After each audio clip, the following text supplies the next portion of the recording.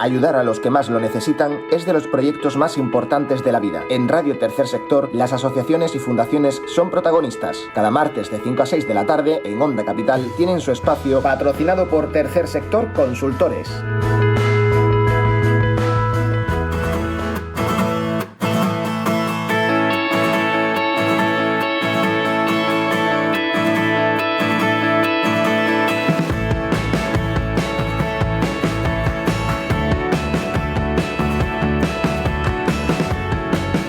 Bienvenidos una semana más a Radio Tercer Sector, el programa de Onda Capital en el que las asociaciones y fundaciones son absolutas protagonistas. Empezamos en este noviembre ya un poco lluvioso después del puente, con muchas ganas de seguir teniendo al tercer sector como protagonista de nuestro programa. Y no solamente al tercer sector, sino también a las empresas y a su responsabilidad social corporativa, como nos gusta decir cada semana. Radio Tercer Sector está patrocinado por Tercer Sector Consultores y bueno, nosotras que somos parte de él, bueno, pues vamos también a aprovechar y dar un poco de nuestro conocimiento sobre este tema. Yo soy Irene Carmona, os voy a acompañar durante toda esta hora en esta aventura radiofónica, pero no estoy sola porque como cada semana tengo muy buenos acompañantes. Al otro lado del micrófono me saludan Patricia Babío. Muy buenas, Patricia. Hola, buenas tardes, Irene. Y María, ¿qué tal, María? Hola, buenas tardes, Irene. ¿Qué tal, cómo estáis? Muy bien. Muchas ganas, ¿no?, de seguir en este programa de Radio Tercer Sector y seguir aprendiendo mucho más sobre el tercer sector y difundir al fin y al cabo sobre el mismo, ¿verdad? Sí, la verdad, además creo que hoy vamos a tener un programa muy interesante porque vamos a dar una serie de consejos a la hora de presentar subvenciones, que es una de las principales fuentes de financiación de las organizaciones sociales y creo que va a ser muy útil para todos aquellos que nos escuchen. Pues sí, la verdad que es muy útil y muy necesario también. Como bien he dicho al principio del programa, Radio Tercer Sector está patrocinado por Tercer Sector Consultores. Y no sé si Patricia, para todas aquellas personas que a lo mejor nos estén escuchando y quieran estar un poco enterados de lo que es Tercer Sector Consultores, ¿podrías explicarnos un poquito? Pues sí, mira, nosotros desde Tercer Sector Consultores lo que hacemos es ayudar a las entidades sociales, ONG, fundaciones, asociaciones, a llevar a cabo su actividad, su objeto social, ya sea a través de, del asesoramiento en captación de fondos, en la gestión de proyectos, en comunicación social, trabajos de consultoría, estudios, planes de igualdad. Y hilando con los planes de igualdad también ofrecemos los servicios a lo que son las empresas, no solo a las entidades sociales, en toda su rama de la responsabilidad social corporativa, ¿no?, a través también de los planes de RSC y un poquito siempre en pro del interés general y de hacer crecer este tercer sector que consideramos que es muy importante para la sociedad. Uh-huh. Muy importante. Y como cada semana queremos recordaros nuestras vías de contacto porque nos podéis encontrar como Tercer Sector Consultores en Instagram, en LinkedIn, en Facebook y también nuestra página web que es tercersectorconsultores.com. Como bien hemos mencionado antes, vamos a hablar de la actualidad, vamos a hacer un repaso, ¿no?, sobre esas subvenciones que ha comentado Patricia y además contaremos aquí en Radio Tercer Sector con la plataforma de voluntariado social de Sevilla, que la cual nos contará un poco más sobre su actividad y podremos conocerla un poco más tanto a ella como a la figura del voluntariado, cosa que es muy interesante y que seguro que da mucho de sí. Así que nada, sin más dilación, ya sí que sí vamos a ir comenzando con la actualidad.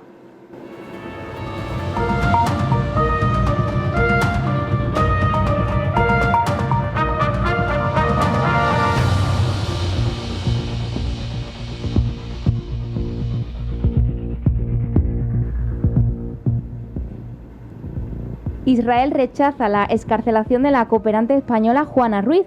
La trabajadora humanitaria de 63 años y con una enfermedad crónica permanece en prisión desde abril bajo jurisdicción militar. El calvario judicial de la cooperante española se alarga desde hace más de 6 meses ante la justicia militar de Israel. El tribunal castrense de Ofer, en Cisjordania, ha denegado este miércoles la petición de su abogado para que pasara la situación de arresto domiciliario mientras prosigue el proceso en el que la trabajadora humanitaria en Palestina ha sido acusada de pertenencia a una organización ilegal que desvió fondos a grupos calificados como terroristas. El marido de Juana Ruiz, el palestino Elías Rishavi, aseguró que el juez militar había rechazado la petición de excarcelación porque, según ellos, aún no lleva tanto tiempo en la cárcel y su situación puede ser revisada en el futuro. Precisó que antes de la próxima sesión del juicio, prevista para el 10 de noviembre, la defensa y la Fiscalía tienen previsto reunirse para evaluar un posible acuerdo entre las partes bajo supervisión judicial.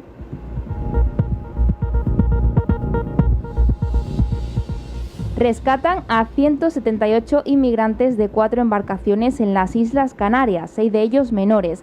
La patrullera de Guardia Civil Río Segura rescata a unos 30 inmigrantes a 200 millas al sur de Gran Canaria. Salvamento Marítimo y la Guardia Civil llevaron a puerto en la noche del jueves pasado a 178 inmigrantes de origen subsahariano y magrebí, entre ellos 18 mujeres y 6 menores rescatados en el Atlántico cuando trataban de llegar a las islas a bordo de 4 embarcaciones precarias. 6 nuevas pateras con 66 inmigrantes llegan la madrugada del lunes pasado a Baleares. Según han informado a EFE, un portavoz de salvamento, la primera de las Zodiac habría partido desde Trafalla, Marruecos, de acuerdo con las ONGs, que avisó de su salida y fue localizada por un mercante a unos 75 kilómetros al sureste de Arrecife. Sus 54 ocupantes fueron recogidos por Salvamar Alner, que lo trasladó al puerto de la capital de Lanzarote. Se trata de 40 varones, 9 mujeres y 5 menores de origen subsahariano que llegaron a tierra en buen estado, tal y como precisa el 112 de Canarias.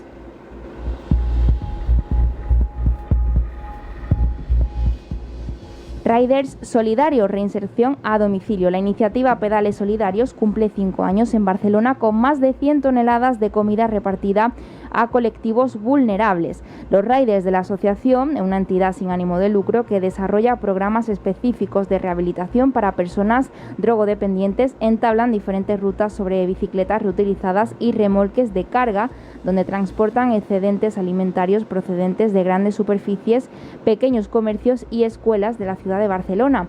Estos repartidores son personas que o bien se encuentran en fase de reinserción tras superar una drogodependencia, o bien son jóvenes inmigrantes en situación irregular. El proyecto nació con el objetivo de generar acciones que impactaran directamente en la comunidad y que además potenciasen la inserción de las personas atendidas. Durante el 2020, los repartidores de la iniciativa entregaron algo más de 20 toneladas de alimentos a lo largo de 6.000 kilómetros por las calles de Barcelona, algo así como si hubieran pedaleado de ida y vuelta hasta Moscú. Cada rider tiene bien marcado su recorrido y estos abarcan desde los angostos pasajes del Poble-sec, Raval y Guinardó hasta las arterias principales de la ciudad y las pendientes del Carmelo y sus inmediaciones.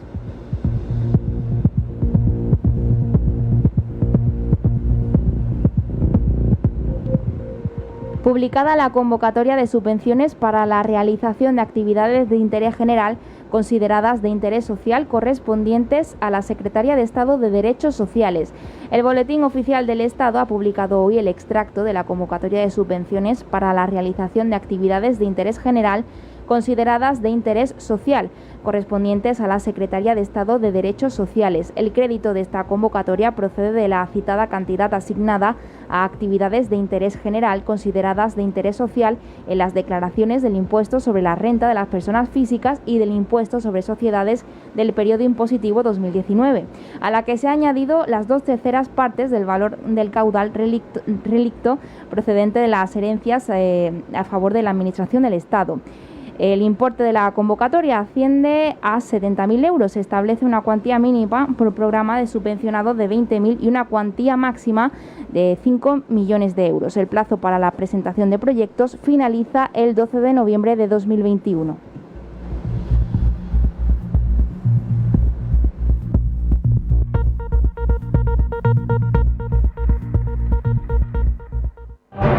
Seis años contigo, Onda Capital, la radio local y digital de Sevilla.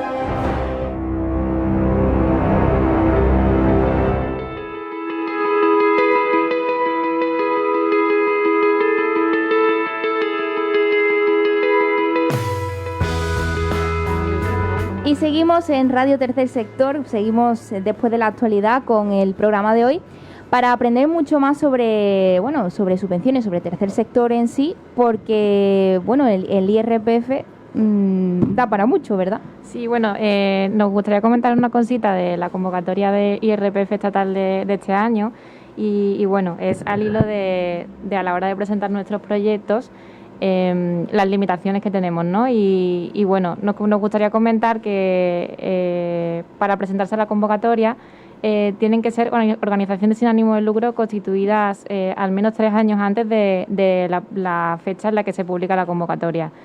Y otro de los requisitos fundamentales este año es que los ingresos en el ejercicio anterior hayan sido superiores a 20.000 euros. Bueno, algo que nos gustaría comentar porque sí que es verdad que a la hora de presentar los proyectos pues aclaran mucho las organizaciones, son a grandes rasgos, ¿me puedo presentar o no puedo presentar? Bueno, claro. Pues tienen que ser organizaciones sin ánimo de lucro y que cumplan estos 2 requisitos fundamentales que pone la convocatoria. Pues nos apuntamos y subrayamos bien esos 2 requisitos para que no se nos olvide. Y ahora vamos con una de mis secciones favoritas, particularmente porque yo creo que aparte de efemérides son también curiosidades, ¿no? Porque cada semana aprendemos un poquito más y yo creo que esta no va a ser menos, ¿verdad, María? Bueno, es que todas las semanas aprendemos alguna cosita así interesante y algo que al menos yo no sabía es que hoy día 2 de noviembre se celebra la celebración del Día de Difuntos o Día de los Fieles Difuntos. Y es para honrar y conmemorar a los difuntos fieles de la religión católica y cristiana. Y bueno, tal y como me ha pasado a mí cuando estaba mirando esta efeméride, he dicho, bueno, pero si ya ayer el día 1 celebramos el Día de Todos los Santos, ¿qué diferencia hay entre el Día de Difuntos y el Día de Todos los Santos?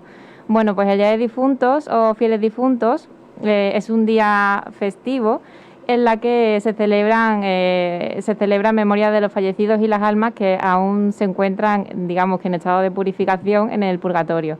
Se realiza el 2 de noviembre y se recuerda a los difuntos realizando misas en iglesias y bueno, en distintas culturas, en distintos países, pues las celebraciones son dispares y tienen distintas tradiciones.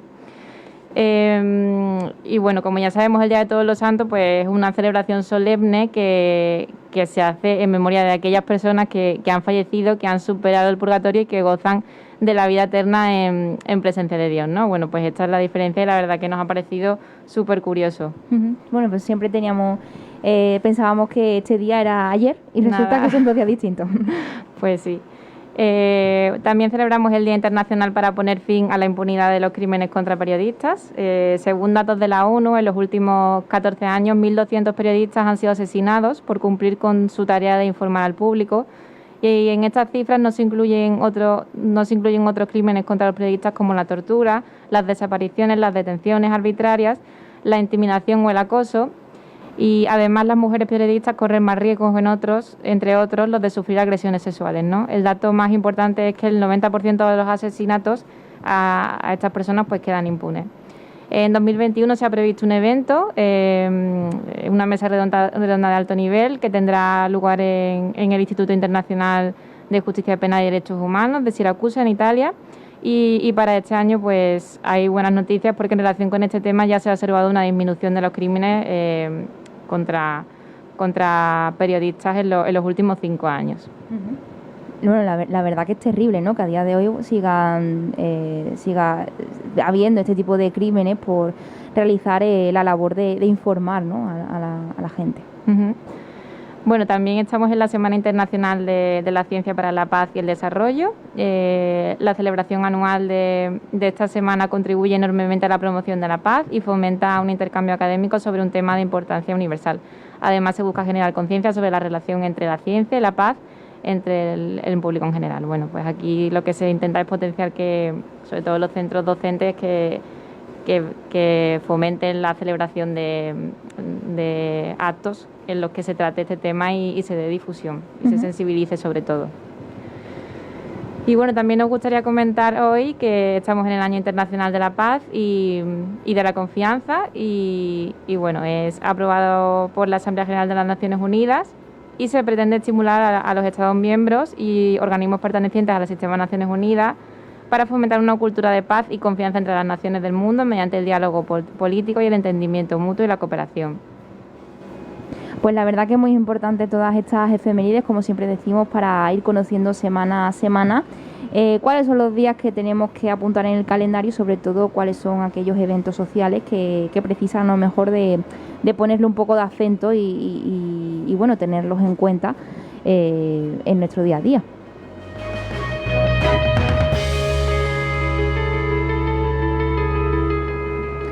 Y vamos a ir metiéndonos ya en materia, porque como bien habíamos dicho al principio del programa, hoy vamos a tratar un tema muy importante para muchas asociaciones, entidades sin ánimo de lucro, que es la presentación de proyectos. Vamos a dar algunos consejos muy útiles, ¿verdad? Sí, hemos pensado que sería interesante, pues brindar un poco de nuestro conocimiento y nuestra experiencia, hablando un poco de cómo se debe presentar un proyecto o dando unos tips para la presentación de proyectos de manera eficaz, ¿no? y fructuosa. No es raro que las organizaciones sociales, de hecho es muy común, sostengan su actividad o su objeto social a través de subvenciones públicas y privadas. Y sí que es verdad que tampoco... que es muy recurrente que cuando personas pertenecientes a estas organizaciones se enfrentan a la presentación de este tipo de convocatorias, este tipo de proyectos, les surjan bastantes dudas, incluso se les haga un mundo, ¿no? Porque no tienen por qué tener formación precisamente en este tipo de trabajos, ¿no? Entonces, hemos intentado resumir una serie de ítems, ¿no? Para cosas que sí o sí hay que hacer o hay que tener en cuenta a la hora de presentar un proyecto, una subvención. Uh-huh. ¿Vale? Lo primero que debemos hacer es comprobar en los boletines oficiales y en las páginas web de las entidades privadas y públicas si realmente se ha publicado esta convocatoria. Muchas veces escuchamos, pues por redes sociales o porque alguien nos ha comentado que ha salido cierta subvención, cierta convocatoria, pero lo que realmente hay que hacer es irse a las fuentes oficiales y comprobar que realmente la convocatoria ha sido publicada, ¿no? Y que no es un anuncio o que la convocatoria no ha sido ya pasada en plazo y que estamos en plazo. Una vez que comprobamos que la convocatoria está vigente y que podríamos presentar, nos tendríamos que poner a leer las bases de la convocatoria, ¿no? Que al final son un poco las instrucciones que debemos seguir a la hora de tanto de presentar como de ver si realmente cumplimos los requisitos y realmente nuestro proyecto encajaría en la línea de financiación. La verdad, esta parte a lo mejor para las organizaciones que no están especializadas en el tema puede ser un poco complicado, ¿no? Porque al final son muchos términos muy burocráticos, muy de derecho, ¿no? Sí, al final es normativa. Uh-huh. Y te tienes que leer una normativa y muchas veces, pues a la gente se les hace un poquito de bola, ¿no? Claro. Al ver ese tocho que puede a lo mejor tener 60 folios, claro, que se tienen que leer muy detenidamente y se les complica un poco. Sí, nosotras aconsejamos siempre que se hagan un resumen y que se la lean muy detenidamente y los puntos más importantes, los puntos claves, se los apunten y nada, sobre todo personas que no están acostumbradas a leer resoluciones y este tipo de ni decretos ni reales decretos, pues nada, poco a poco que se lean toda la convocatoria, un resumen y que lo tengan todo en cuenta, que estén muy pendientes de todos los aspectos y todos los requisitos que dicte la resolución. Uh-huh. Sí, de hecho, pues por decir unos puntos básicos, ¿no? Tenemos que leer muy bien los requisitos para poder presentarnos, por ejemplo, tener cierto, como ha comentado antes María, ¿no? La antigüedad, tener cierta antigüedad para poder presentarte, o quizás lo que ha dicho antes de los ingresos de 20.000 euros para el IRPF estatal de este año. La documentación que hay que aportar, pues algún certificado de la Junta Directiva, pues tener toda la documentación en regla, ¿no? Porque si nos falta un documento no vamos a poder presentar. Leer las líneas de actuación que financian para ver si realmente nuestro proyecto encajaría, tener en cuenta las cuantías de financiación, los mínimos y los máximos y también las incompatibilidades, ¿no? que pudieran cursar con ciertas subvenciones. También en la convocatoria verán los criterios de valoración, ¿no? Que una vez que nos pongamos a presentar el proyecto hay que tenerlos muy en cuenta porque casi todas van por puntuación. Quien recibe más puntuación pues recibe la subvención y quien recibe menos pues muchas veces se quedan fuera, ¿no? Uh-huh. Y no hay partida presupuestaria, entonces hay que tenerlo también muy, muy en cuenta. Sí, también es muy importante que si estás leyendo la convocatoria y ves que no cumples un requisito y ves que no te puedes presentar, que no hagas el esfuerzo de presentarla, porque al final es una pérdida de tiempo muy grande y realmente normalmente las convocatorias, si no cumples ese requisito, no te van a dar la subvención, ¿no? Entonces, de ahí hacemos hincapié a que la resolución sea muy leída y muy repasada para que esto no ocurra y al final pues formules el proyecto y te encuentres con que no lo puedes presentar o que no te lo ni siquiera te lo van a mirar. Claro, porque al final invierten mucho tiempo, esto requiere sí. mucho tiempo para que al final te des cuenta de que es no algo podías. muy trabajoso y bueno, y para algunas personas que no lo hacen en su día a día, muy tedioso. Ujú. Pues sí. Bueno, y una vez que, como ha dicho María, nos hayamos cerciorado de que realmente nos podemos presentar y merece la pena invertir nuestro tiempo, pues tendríamos que ver las líneas de actuación, pensar los proyectos que realizamos. Muchas veces las organizaciones tienen varios proyectos y varios tipos de proyectos. Muchas veces las convocatorias también te permiten presentar más de un proyecto.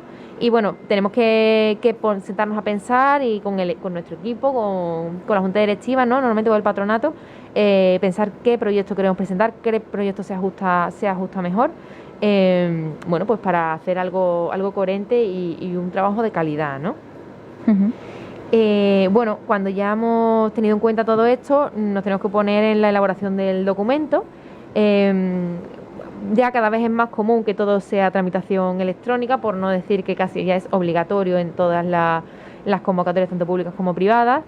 Normalmente o hay un formulario descargable o entras en una plataforma telemática que te permite ir redactando. Yo siempre aconsejo que cuando sea una plataforma telemática, que como ya sabemos las plataformas pueden dar fallos, se pueden caer y muchas veces no lo guardas, yo lo que hago normalmente es ponerme todas las preguntas o copiar las preguntas en un Word, hacerlo todo en un formato que se pueda guardar en el ordenador y luego traspasarlo a la plataforma, porque no es raro que te pegues a lo mejor 3 días rellenando, se caiga la plataforma y pierdas todo el trabajo. Pero bueno, esto como un pequeño consejo para los que nunca se hayan enfrentado a este tipo de plataformas, ¿no? Consejos a la hora de escribir o de presentar el proyecto. Bueno, pues en la redacción del proyecto tiene que ser clara, mostrar muy bien, intentar trasladar muy bien lo que hace la organización, sus beneficiarios, la importancia, ¿no?, de lo que es el proyecto, ligarla mucho a lo que es la convocatoria, la razón de ser de la convocatoria. Y bueno, pues cuidar mucho la presentación de toda la documentación también que nos requieran, ¿no? Que no nos falte ningún documento. Muchas veces pues por un simple documento nos podemos quedar fuera. Esto es un trabajo para hacerlo tranquilamente, de manera minuciosa. Sin prisa. Sin prisa, totalmente sin prisa, porque por un dato, por un papel nos podemos quedar fuera y la verdad es que es una pena, porque a veces ha pasado que bueno, quizás se presenta todo, te lo van a aprobar, pero justo falta algo y por eso te tienen que desestimar de la convocatoria, ¿no? Entonces, bueno, pues muy en el detalle. Sí, al hilo de esto yo quería comentar que si en la convocatoria nos facilitan unas instrucciones o hacen una reunión informativa de algún tipo, que no los obviemos, que si hace la reunión, asistamos a la reunión, que si nos hacen un vídeo presentación, el vídeo lo vemos todo, ¿sabes? Que no demos por sentado nada, porque todo nos puede ayudar y todo nos puede indicar qué proyecto podemos hacer para que nos den esa subvención. Claro. De hecho, otra cosa muy importante es la relación cercana con la administración, ¿no? Bueno, la administración, como todos sabemos, pues trabaja para todos tenemos acceso a ellas. En la administración pública, bueno, también en las convocatorias privadas, puedes contactar con ellos a través de un teléfono, a través de un email, preguntar todas tus dudas, hacer el seguimiento de tu expediente y bueno, eso también es una manera de garantizarnos un trabajo de calidad. Cuando tengamos una pequeña duda de cómo se redacta algo o qué es lo que nos están preguntando, siempre es mejor llamar a la administración o al órgano financiador, preguntar, resolver la duda y hacerlo bien, ¿no? Y además, bueno, pues eso también denota interés y buen hacer en el trabajo, así que también es muy, muy importante la relación con los financiadores.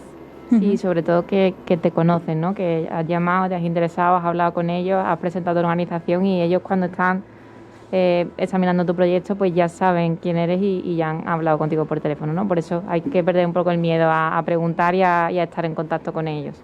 Claro, para eso están ahí, para responder todas las dudas. Sí, sí. Y si hay dos cosas muy importantes que hay que tener en cuenta, que parecen obviedades pero no lo son, es tener muy en cuenta el plazo de finalización de la convocatoria. Nosotros aconsejamos que se presente 1, 2, 3 días antes, por si acaso se cae la plataforma, hay algún problema, tener margen de acción. Y otra cosa muy importante que nos puede fastidiar la presentación de un proyecto es tener la firma digital vigente, porque muchas veces que pensamos que tenemos la firma digital, cuando vamos a firmar, pues nada, caducada y nada, no se puede presentar. Y ya ahí la hemos fastidiado. La hemos fastidiado. Entonces, esas dos cositas, lo primero que hay que mirar son esas dos cositas. Bueno, pues la verdad que al final son muchos pasitos, ¿no? Y que parecen a lo mejor pasitos pequeños, pero cada uno tiene su gran importancia. Desde la primera hora de informarse muy bien de las convocatorias, de las bases, muy importante la normativa, y leerlo todo minuciosamente, como bien habéis dicho. Sí, como hemos dicho, esto es un trabajo para hacerlo tranquilamente, minucioso y teniendo que no se te pase una coma. Y bueno, y estará el éxito garantizado, por lo menos en la presentación del proyecto. Ya luego la valoración ya se verá. Ya eso más adelante. Siguiente paso. Bueno, luego ya hay muchos factores que intervienen, evidentemente, y bueno, que al final esto, cuando concurres a una subvención en concurrencia competitiva, pues todo suma o todo resta, ¿no? Pero bueno, al menos que nuestro proyecto esté bien presentado, de acorde a la normativa y a lo que se nos pide. Pues sí. Bueno, pues si os parece vamos a hacer una breve pausa y enseguida estamos de vuelta de nuevo en Radio Tercer Sector.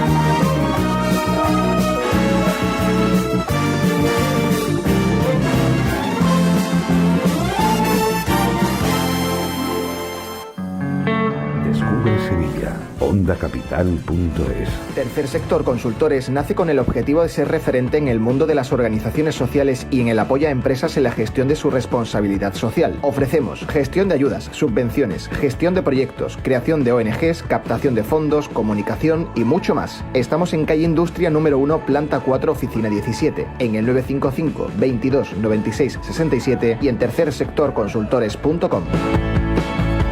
Choco & Late en el barrio de Los Bermejales, especializado en postres y copas. Llevamos 14 años elaborando nuestras tartas de forma artesanal y posiblemente sean las mejores tartas cremosas de Sevilla. Estamos en calle Polonia 4, 41012, Sevilla. chocoandlate.com. Restaurante Comer con Arte. En el corazón de Nervión le ofrecemos una amplia y variada carta: queso papollo, chacinas, embutidos ibéricos, arroces, sabrosa ternera gallega, comida casera, postres, y contará con un espacio privado ideal para reuniones en familia o empresa. Le esperamos en calle Baltasar Gracián número 4, teléfono 954 58 19 37. Restaurante Comer con Arte. Burger. 7 años ofreciendo la máxima calidad en hamburguesas gourmet. Wagyu, Angus, retinto y en temporada hamburguesas de carne de caza. Además contarás con hamburguesas sin gluten. Visítanos en calle Finlandia sin número, fácil aparcamiento. Reservas al 685 09 82 42. Por WhatsApp 605 89 70 67.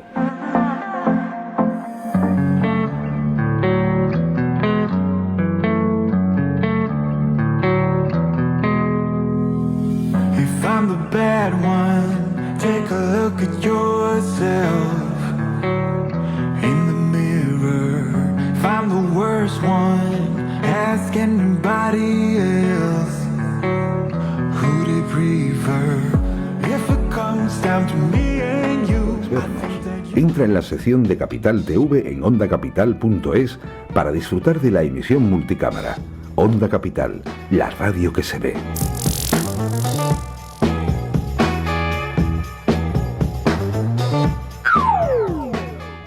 ¿Estás al día de los planes de responsabilidad social corporativa para tu empresa? ¿Sabes a qué subvenciones puedes optar para perseguir tus objetivos? En Radio Tercer Sector, cada martes de 5 a 6 de la tarde, tenemos un espacio para ti en Onda Capital. Patrocinado por Tercer Sector Consultores. ¡Te esperamos!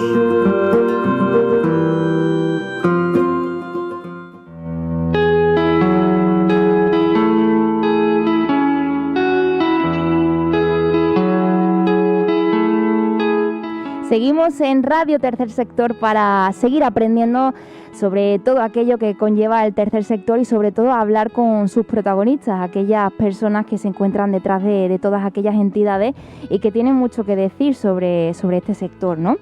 Hoy en concreto, como cada semana, traemos otro protagonista y esta vez vamos a hablar con la plataforma de voluntariado social de Sevilla. Concretamente hablamos con su presidente, Armando Rotea. Muy buenas tardes, Armando. Ay. Hola, buenas tardes. Ahora, ¿qué tal? ¿Cómo estás? Muy bien, aquí encantado de estar con vosotras. Bueno, me has dicho ya que estás un poco como pez en el agua, ¿no? Que eres periodista y bueno, aquí delante del micrófono como que te sientes un poco como en casa, ¿verdad? Bueno, sí, la radio es un medio que siempre me gustó y bueno, y por mi profesión pues también lo he utilizado. Ahora dedicado a otros temas, pero sí, estoy bien aquí. Siempre queda un poco ahí. Bueno, pues vamos a hablar de la plataforma de voluntariado social de Sevilla, en la cual eres presidente. Por corregirte, soy presidente de la Andaluza. De la Andaluza. Plataforma Andaluza. Sevilla soy coordinador general, pero vamos, vale, sí. El presidente es de Andalucía. Vale, sin problema. Bueno, pues la plataforma lleva ya desde los años 80, ¿no? Se dice pronto. ¿Desde cuándo llevas tú en concreto en esta entidad? Bueno, la plataforma en Sevilla se crea en el año 87, efectivamente, después de un año que se crea la plataforma de España, que es la primera que se crea, es la primera provincial, de hecho, de España. Y bueno, yo en el mundo del voluntariado entro en el año 88 aproximadamente, aunque en la plataforma como tal, pues creo que fue en el año 96 o por ahí, mi primer año. Y desde entonces, pues nada, trabajando un poco por cuidar, ¿no?, a la acción voluntaria en la ciudad, en la provincia, y intentando pues dar un poco de luz a las personas que quieren hacer voluntariado, al fin y al cabo. ¿Y por qué nace? ¿En qué momento nace y por qué lo hace la plataforma? Bueno, nace porque había un grupo de entidades, en concreto 7 entidades, en aquellas que querían organizar un poco su aspecto relacionado con el voluntariado, con lo que era el cuidado, la formación del voluntariado, el encuentro entre voluntarios. Todo eso generó un espacio y la creación de una red que velara por eso, porque aunque cada entidad se dedicaba a una cosa distinta, pero la figura de la persona voluntaria era una figura que se quería cuidar desde ese momento. Y bueno, han pasado 30 y pico años ya, y lo que sí que hemos intentado es que siempre esté por delante el bienestar, entre comillas, de la persona voluntaria que luego se va a enfrentar a situaciones difíciles y por tanto pues cuidarla, formarla, acompañarla, estar cerca de sus necesidades. Al fin y al cabo actuáis como una especie de intermediarios, ¿no?, por así decirlo, ¿no?, entre voluntariados y entidades. Sí, exactamente. Nosotros acogemos a cualquier persona con una inquietud solidaria X, que nos llega pues, además por muchas vías distintas, y nosotros lo que hacemos es intentar que esa persona pues adquiera unos conocimientos básicos de lo que es la acción voluntaria y también de que se sitúe como persona ante esta realidad, que quizás es casi más importante. Es decir, ¿por qué lo hago? ¿Qué significa que haga esto? Y en qué mundo, en qué realidad me voy a meter, ¿no? Claro. Y aunque hay muchos tipos de acciones voluntarias, hay algo que sí tiene un nexo común en general, que es la voluntad de ayudar a los demás, de mirar al otro, como decimos nosotros, antes de a uno mismo, y de que de ahí se derive luego la tarea que sea. Toda la tarea voluntaria es importante, pero sobre todo lo más importante es la actitud con la que vas a ella, para que sea estable y perdure en el tiempo también. ¿Qué requisito tiene que tener un voluntario en general? Bueno, un voluntario es una persona que dedica una parte del tiempo, una parte, no toda, una parte que son importantes, y una persona que además de sus obligaciones personales y de sus necesidades personales, esto es muy importante también, pues quiere dedicar su vida también, o parte de su vida, en favor de causas, de necesidades humanas, de necesidades sociales, ¿no? Pero es muy importante ir, como nosotros decimos, con sobrantes a la acción voluntaria, porque si no, la acción voluntaria supone una dificultad más, y tú también puedes suponer una dificultad para la persona a la que ayudas, ¿no? Claro. Entonces, un poco ahí trabajamos con las personas, que pueden ser de cualquier edad, de cualquier rincón de Sevilla, pero intentamos que esto sí lo tengan más o menos claro, porque hay otro tipo de recursos donde uno puede ir, pero si quieres hacer voluntariado, sí que es importante que uno vaya con ese sobrante, ¿no?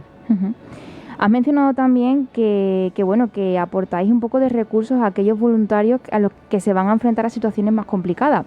Hay todo tipo de voluntariado, imagino, desde acciones que van a lo mejor de recoger comida, acciones que van más a estar acompañando a personas que a lo mejor son personas mayores y se encuentran solas o personas que tienen algún tipo de enfermedad.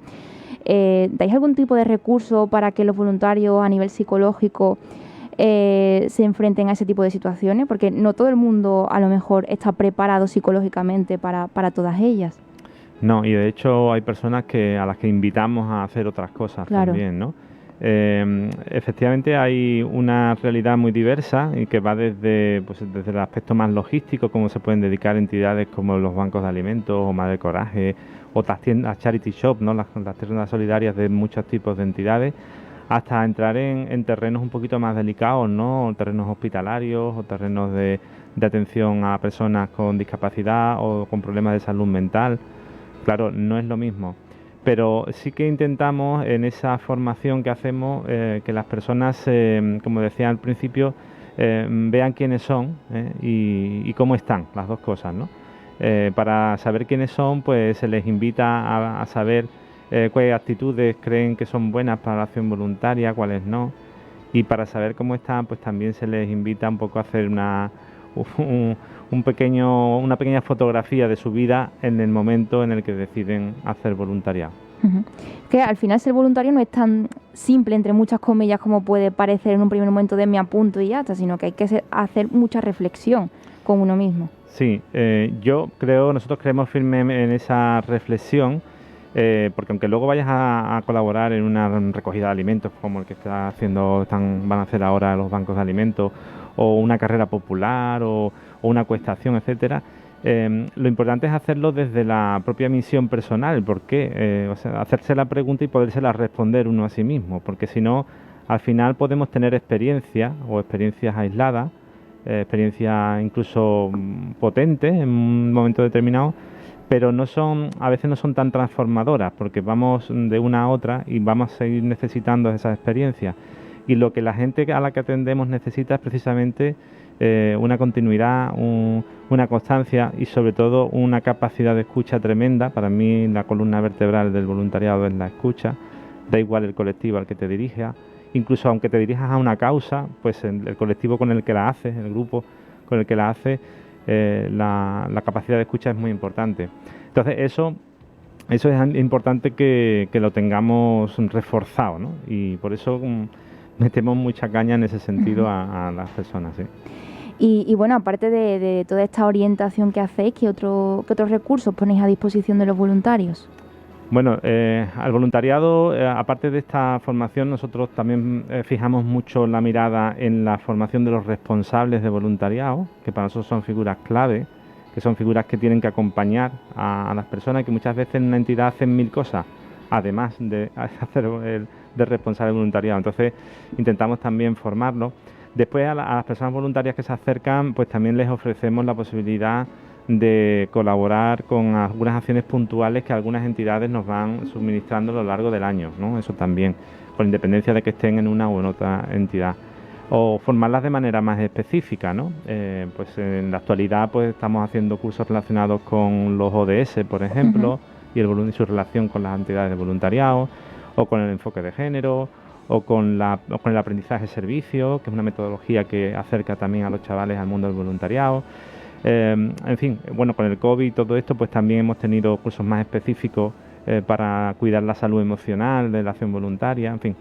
Eso también se les ofrece, y aunque muchas de las entidades que forman parte de la plataforma en Sevilla, que son 92 ahora mismo, tienen sus propias formaciones y demás, pero hay otras muchas, sobre todo las pequeñas y las medianas, que no lo tienen. Y bueno, pasarán miles y miles de voluntarios estamos hablando de los años 80, habrán pasado muchísimos. ¿Hay algún perfil concreto de voluntario que se suele repetir? Porque a lo mejor algunas personas tienen en la mente personas jóvenes, pero no sé si será a lo mejor la mayoritaria ni la visión que vosotros tenéis. No es tan joven como nos gustaría ahora mismo. El perfil así medio, diríamos, es primero un perfil femenino, y un perfil de edad de que anda entre los 45 o 50 años de media, en Sevilla. En Andalucía también se repite ese perfil. Entonces nosotros estamos trabajando mucho con los centros educativos también para generar esa solidaridad desde los primeros años, y tenemos un proyecto que se llama Tú sí que falta, que ya llevamos 7 años con ellos, y consiste en eso, en hacer charlas de voluntariado en los centros educativos y luego que tengan una experiencia concreta un día para acercar por primera vez el voluntariado a los chavales a partir de los 15 años, pero también lo hacemos con algunos más pequeños. Eso lo hemos hecho hace escasamente dos semanas y lo volveremos a repetir en febrero, probablemente, porque creemos que es una experiencia muy importante, que luego además comparten y que ven dónde pueden estar y bueno, se ven haciendo algo por los demás, que para muchos es la primera vez que lo hacen. Claro, además imagino que hablo ya también del perfil joven, de perfil de voluntario joven. Además de los beneficios que por supuesto puede aportar a la sociedad como voluntario, también a ellos mismos también supongo que les podrá aportar muchísimo, ¿verdad? Sí, el voluntariado es un intercambio de valores, por una parte, es un intercambio de sentimientos. Todas esas cosas va configurando a la persona en su vida, ¿no? Cuando eso se realiza en las edades de la adolescencia y la juventud, pues seguramente son valores que quedan muy marcados. Yo al menos mi experiencia ha sido siempre en esa línea. Y creo que son valores que para lo que luego hagas, independientemente, laboralmente, familiarmente, lo que tú seas en tu vida, ese tipo de acciones que tú has desarrollado, o mejor dicho, los valores que te han surgido o los sentimientos que te han producido esa acción voluntaria son sentimientos que quedan en la persona. Y por tanto nosotros buscamos eso, buscamos que la gente piense, que saque lo mejor de sí mismo, pero también para que sea positivo para ella, ¿no?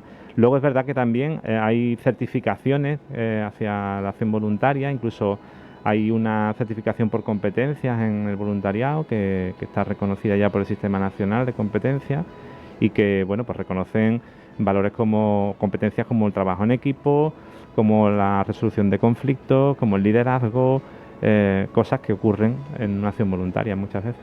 Al final es que es muy útil, tanto para los demás como para ellos mismos, ¿no? Algo muy a tener en cuenta y que imagino que también comentaréis, ¿no? Sí, hay algunas personas más preocupadas por esas que otras. Sí. Pero bueno, nosotros, aunque hubo debate al principio, cuando redactamos también la Ley Andaluza de Voluntariado del año 2018, pero creo que fue importante, por lo menos ponerlo encima de la mesa. Es decir, las personas casi sin querer adquieren valores en la acción voluntaria y por qué no reconocerlos en un momento determinado, ¿no? Otra cosa es que vayas a la acción voluntaria para eso, ¿no? Exactamente. Pero sí que es verdad que hay personas que llevan tiempo y que luego eso les puede ayudar, claro. Claro. ¿Cómo ha cambiado mucho la forma de hacer voluntariado de unos años aquí? Sí, ha cambiado. Hombre, mi primera experiencia voluntaria, como te decía, fue en el año 88 y es verdad que en aquellas épocas no había tanta organización, no estaba todo tan secuenciado. Digamos que nos poníamos el mono de trabajo y hacíamos lo que fuera, ¿no? Y yo trabajaba o hacía voluntariado en la Alameda, lo sigo haciendo con personas mayores, y aquello era pues eso, tener un poco capacidad para hacer de todo, ¿no?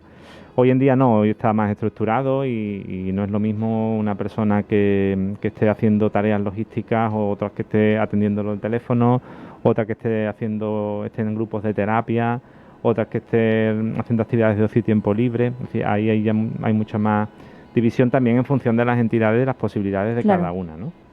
Pero sí que ahí es verdad que se ha organizado además el voluntariado oficialmente también mucho más, que hay más recursos para algunas cosas, pero bueno, lógicamente ahora está, digamos, más organizado. A veces es verdad que detectamos en las entidades, en las personas que llegan, cierto recelo a mojarse demasiado a veces y prefieren empezar por tareas un poquito más funcionales. Claro. Pero bueno, cada uno es cada uno y eso es siempre respetable, ¿no? Y hay personas que así a lo mejor llegan a conocer mejor la realidad de la entidad y por tanto pues bienvenidas sean siempre.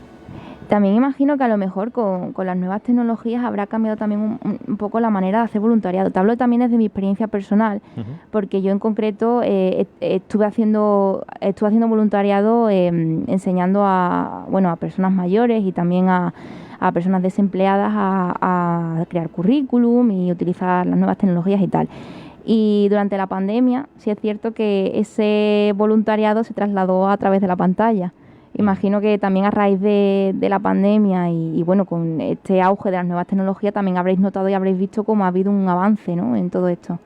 Sí, las entidades se han tenido que adaptar mucho en este tiempo. No siempre las entidades lo han visto con buenos ojos. Hay entidades que sí se pueden adaptar mejor por el tipo de tarea que realizan y otras pues lo han pasado mal y lo siguen pasando mal, ¿no? Al fin y al cabo, el voluntariado es contacto personal y contacto, ¿no? Sí. Y abrazar y consolar y estar con la gente presencialmente, ¿no?, físicamente. Entonces, en la pandemia se ha perdido mucho el vínculo con la gente, que es el gran reto que tenemos ahora, recuperar muchas veces los vínculos personales, ¿no? Porque date cuenta que hay determinados colectivos en el que ha costado mucho que nosotros como voluntarios seamos muchas veces asideros de su realidad. Hablo de la salud mental, por ejemplo, ¿no?, de todas las entidades que están relacionadas con la salud mental o con la discapacidad o con las adicciones. Fijaos la cantidad de asociaciones que puede haber ahí, ¿no? El voluntariado de esos sitios es un voluntariado que aparentemente podemos pensar que avanza poco, pero los vínculos que tiene la gente voluntaria con esas personas son vínculos, por un lado, llenos de intimidad en el buen sentido de la palabra, que si no se toca se pierden a veces, sí, y cuesta mucho recuperarlos. Otra cosa es colaborar con una entidad haciéndole una página web o contactando por una plataforma, por videoconferencia, en fin, ese tipo de cosas. Hay muchas cosas que hemos podido mantener gracias a eso. Y por lo menos, pero luego ahí encontramos brechas digitales, claro, también. Encontramos que todas las entidades de mayores pues también lo han pasado peor en ese sentido. En fin, ha habido de todo. Pero bueno, menos mal que teníamos esa opción, por lo menos, para poder ver, ¿no?, y escuchar a la gente. ¿Y habéis notado algún tipo de cambio, apartando el tema de las nuevas tecnologías que acabamos de mencionar ahora? ¿Algún tipo de cambio entre el voluntariado que había antes de la pandemia y después? Porque en muchos aspectos de nuestra vida esta situación nos ha cambiado. ¿Vosotros habéis notado si a lo mejor hay más voluntarios, hay menos? Bueno, al principio de todo, de la pandemia, en los meses de marzo y abril hubo un aluvión de personas que querían colaborar. Eso, bueno, aquí en Sevilla fueron 2.000 casi en una semana, ¿no? Es verdad que aquello estaba mediatizado un poquito porque, claro, eso pues me hacía salir de mi casa, claro, de alguna manera. Pero bueno, luego se volvió a estabilizar. El voluntariado es siempre un goteo constante, pero tampoco es un aluvión de personas. No hay colas en las entidades para entrar, eso está claro. Ahora, si ha cambiado, yo creo que la percepción del miedo ha cambiado para todo el mundo, para todas las realidades, y para el mundo del voluntariado pues también. Las personas más mayores, las personas voluntarias más mayores, tuvieron que dar un paso atrás también durante ese tiempo. Ese paso atrás están empezando a darlo adelante. El otro día, justo el viernes, celebrábamos con Proyecto Hombre los 30 años del edificio que tienen en Triana, por ejemplo, y era la primera vez que los voluntarios se volvían a ver después de todo esto, ¿no? Entonces, Proyecto Hombre tiene mucho voluntariado de edad, ¿no? Y ahí, por ejemplo, pues se veía un poco las ganas de querer volver a lo que hacían, ¿no? Pero eso sí que es verdad que todavía va a costar un poco de que la gente dé ese paso. Luego la gente más joven a lo mejor no tanto, o entidades que tienen actividades de ocio y tiempo libre en donde se manejan más, por ejemplo en el Polígono Norte, la entidad Manos Abiertas que trabaja con niños en la calle, o Ápice que trabaja con enfermos de epilepsia, también hacen cosas en las calles. Ese tipo de cosas se está recuperando con más rapidez, pero paso a paso. Paso a paso. ¿Y cuáles son las entidades, o sea, qué ámbitos sociales reclaman más voluntariados a día de hoy? ¿Dónde hace más falta gente que eche una mano? Bueno, si quitásemos la pandemia de en medio, Sí. tendríamos que estar hablando de todo el ámbito de la salud mental. Quizás lo más demandado es la infancia, pero lo más necesario muchas veces es la salud mental. Bueno, la infancia y todo lo que es la logística también, ¿no? Comedores sociales y todas estas cosas, sí. Pero hay otros ámbitos un poquito que cuestan más que las personas vayan, ¿no? Y sobre todo, pues eso, todo lo que es el acompañamiento a las personas, la inmigración, todo este tipo de colectivos que son a priori un poquito más complejos, aparentemente, pero ya digo, nuestra formación y luego la formación específica que tienen las entidades ayudan mucho a que una persona se sienta bien en esos sitios y también que entienda que puede hacer algo por ello, ¿no? Pero sí que es verdad que cuesta un poquito más de entrar ahí, ¿no? Claro. En esos temas, sí. Si, por ejemplo, hay alguien que nos está escuchando y dice, bueno, yo quiero colaborar y quiero ser voluntario y no sé cómo hacerlo. En vuestro caso, ¿cómo le ayudaríais? Pues si vive en Sevilla o provincia, su opción más clara es llamarnos por teléfono a la plataforma del voluntariado de Sevilla. Nosotros estamos en Triana, aunque atendemos por cita previa, que entren en voluntariadosevilla.es. Ahí hay un botoncito donde pone que si uno quiere hacerse voluntario, pues puede pincharlo. Y ya a partir de ahí entra un poco en el circuito, en el ciclo que nosotros le ofrecemos, el itinerario y demás. Si es de fuera de Sevilla, en toda Andalucía hay plataformas provinciales, o si no, la propia plataforma andaluza también tiene un servicio de atención directa, por internet lo más claro, pero si no, en la página vienen los teléfonos también de cada sitio y también podrían llamar. Uh-huh. Y de ahí le haces algún tipo de entrevista, me imagino, ¿no? Nosotros siempre preguntamos primero si ha hecho alguna vez voluntariado. La mayoría de las personas que atendemos no lo ha hecho nunca, y a partir de ahí, pues sí, tenemos una entrevista y los invitamos a este curso que te he comentado, que son unas 12 horas aproximadamente, 4 días, y van formándose. Después del curso, pues ya tenemos otra vez otro encuentro con él y ya pues lo derivamos a algunas de las entidades que puedan encajar mejor en su perfil, en la zona donde viva, en sus necesidades. Y lo que también la entidad nos pueda reclamar, que no siempre es lo que desea la persona que viene, ¿no? Hay que hacer ahí un poquito de filtro, claro, y ajustar una cosa y otra.